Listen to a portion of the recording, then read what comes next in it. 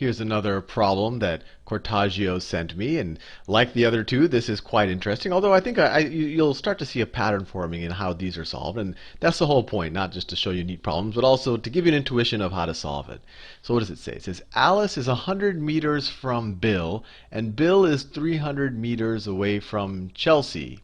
Maybe this is a bit of a Clintonian reference, but who knows? Or maybe they just wanted people with starting names A, B, and C. So let's draw that out. So Alice is 100 meters from Bill. All right.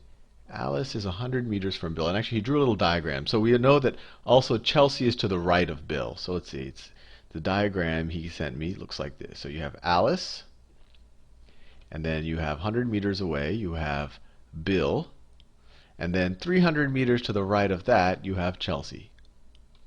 This distance right here is 100 meters, and then this distance right there is 300 meters. And the problem tells us they are all facing east and are standing on the same line. Fair enough. So let's say that's east. So they're all facing in that direction, standing in the same line. They all travel to the east at constant speeds. Okay, but they don't say that they're all traveling at the same speed. Their each individual speed is constant. So this could be velocity of Alice, lowercase a, velocity of Bill, and then this is the velocity of Chelsea.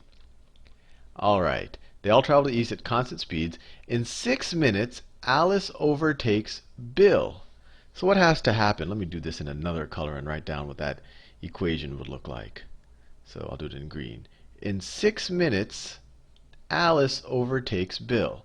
So this tells us the distance that Alice travels in 6 minutes. So what's the distance that Alice travels in 6 minutes? It would be the velocity of Alice times 6. And she overtakes Bill. So that means she goes 100 meters more than Bill went. Well, so that means she went 100 meters plus the distance that Bill went in that 6 minutes. And the distance that Bill went in 6 minutes is velocity of Bill times 6, right? This tells us in 6 minutes, Alice went 100 meters more than however far Bill went in 6 minutes. That's that equation there, and we got it from this information.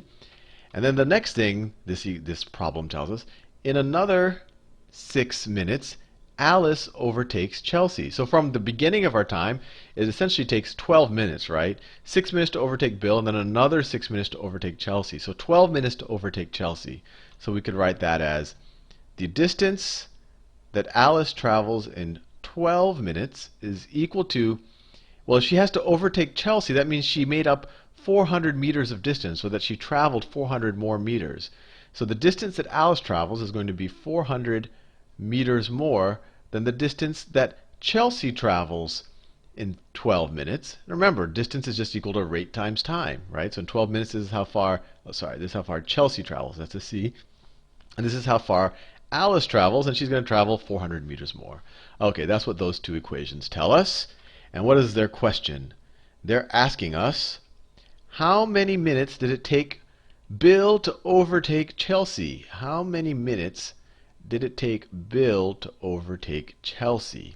All right, so let's say this question, we want to know time in minutes. Time, how long does it take Bill to overtake Chelsea? So let's say we know that it's time t. So that tells us that the velocity of Bill times this time is going to be equal to, for him to overtake Chelsea, he has to travel 300 meters more than her in that same amount of time. So he has to go 300 meters more than how far Chelsea travels in that time. So that's what this is. And then we essentially are just trying to solve for this time. We want to be able to solve for this. Let's solve this equation. Remember, all of these equations really have the same form. In order for this person to overtake this person in 6 minutes, that means in 6 minutes, she would have to travel 100 meters more than him. In 12 minutes, she would have to travel 400 meters more than Chelsea. And then in t minutes, and that's what we're going to have to solve the problem for, B is going to have to travel 300 meters more than Chelsea right there. And we need to solve for t. So let's just solve for t. So what do you get? You get VBT minus VCT is equal to 300. I just subtracted Chelsea's velocity times time from both sides of this equation. We can factor out the time, so let's do that. So you get VB minus VC times time, right? I just factoring out the time is equal to 300. Or time is equal to 300 over VB minus VC. So if we could somehow figure out what this is equal to, then we would have solved our problem. Let's see if we can use the other information. So hopefully, let's see if we solve for VB here and solve for VC here, hopefully the VAs will cancel out, and I suspect they will, otherwise this problem would not be solvable. So let's do that. Let's rewrite this equation up here. Let's solve for VB, for Bill's velocity. So if we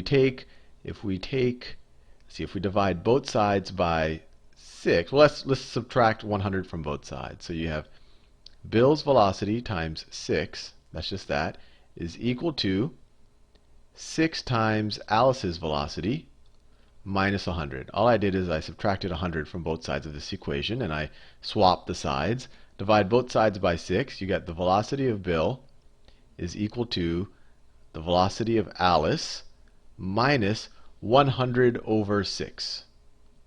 100 over 6, or 50 over 3. I'll just keep it as 100 over 6. Fair enough. Now let's see if we can do the same thing with this equation. So we get, see if we subtract 400 from both sides, we get 12 times Chelsea's velocity. 12 times Chelsea's velocity is equal to 12 times Alice's velocity minus 400. Divide both sides of this equation by 12. You get Chelsea's velocity is equal to Alice's velocity minus 400 over 12. All right. So let's see if we could substitute this back in for VB and substitute this back in for VC, and hopefully the VAs cancel out. It already looks like they should. So the time that it takes for Bill to overtake Chelsea, remember that's what T was. It's always good to remind yourself what this whole problem was about to begin with, is equal to 300 over VB. Well, instead of VB, let's write this. VA, the velocity of Alice, minus 100 over 6, minus VC. So minus this right here, minus VA minus 400 over 12. This should simplify to T. I'll just arbitrarily switch colors. T is equal to 300 over VA minus, what's 100 over 6? 100 over 6 is the same thing as 50 over 3. Distribute the minus sign. Minus VA, we can already see these are going to cancel out. Minus times a minus, plus 400 over 12 is the same thing as 200 over 6, or 100 over 3, right? Plus 100 over 3. These two cancel out, VA minus VA. So then we're left with T is equal to 300 over 100 over 3 minus 50 over 3, right? Or I could say minus 50 over 3 plus 100 over 3. But either way, minus 50 over 3 plus 100 over 3 is just 50 over 3. Right? Did I do that right? If I divide the top and the bottom by 4, I get this. And then, sure, this is 100 over 3, and then 50 over 3. And so when you divide by a fraction, that's the same thing as multiplying by its inverse. 300 times 3 over 50. This is over 1. And then we can cancel out some terms, so we don't have to multiply big numbers. So if we divide the top and the bottom by 50, that becomes 1. This becomes 6. And then we're left with T is equal to 6 times 3 over 1, which is 18. And all the time units we were working with the whole time were in minutes. And we're done. That was a little hairier than the other two, but notice we were able to solve it by just algebraically writing down the information that they actually gave us in the problem and just seeing what we had to solve for and then substituting back in, and then miraculously things canceled out. And in general, if you're given a nice problem like this, you can normally just, march forward knowing that if you do things correctly, probably nice things will happen and terms will cancel out. But I thought you would find that interesting, and once again, thanks to Cortaggio for that problem.